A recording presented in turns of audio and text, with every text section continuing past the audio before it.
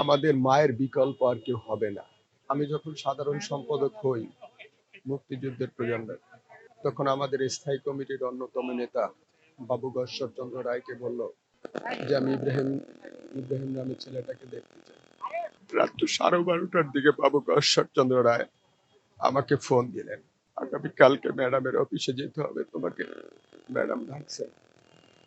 উদ্দেশ্য ছিল তার 3-4 দিন আগে নৌমন্ত্রীর আমাদের বিএনপির ভারপ্রাপ্ত চেয়ারম্যান জনাব তারেক রহমানের বিরুদ্ধে ইউপির উদ্দেশ্যে লং রুপির কারণে মিথ্যা মামলা দিয়েছিল। ওই মামলার বিরুদ্ধে পার্টি অফিসের সামনে আমি মানববন্ধন করেছিলাম।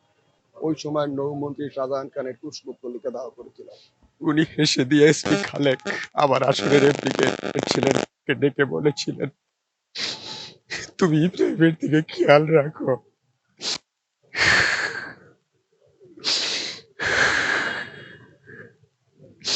ওর সব বিষয়ে তুমি আমাকে জানাবে।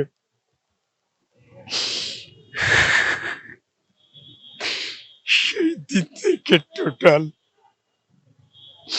আমার রাজনৈতিক বিষয় আমার হাতে রাখতেন, ভালো মন্দ সুখ দুঃখ জানতেন।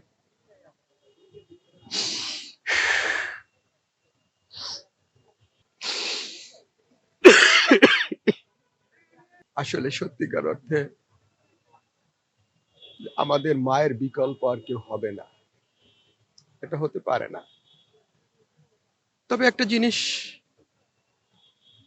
কিন্তু স্পষ্ট, আপনারা সাংবাদিকরাও জানেন, আমাদের মা উনি যে যোগ্য উত্তরসূরি রেখে গেছেন, তাকে হাতে কলমে শিখিয়ে এমন ভাবে সুপ্রতিষ্ঠিত করে গেছেন, যার পক্ষে আগামীর জাতীয় নির্বাচন, আগামীর বাংলার নেতৃত্ব সুপ্রতিষ্ঠিতভাবে সুন্দর করে তার পক্ষে দেওয়া সম্ভব, এভাবে করেই তাকে সুপ্রতিষ্ঠিত করে গেছেন।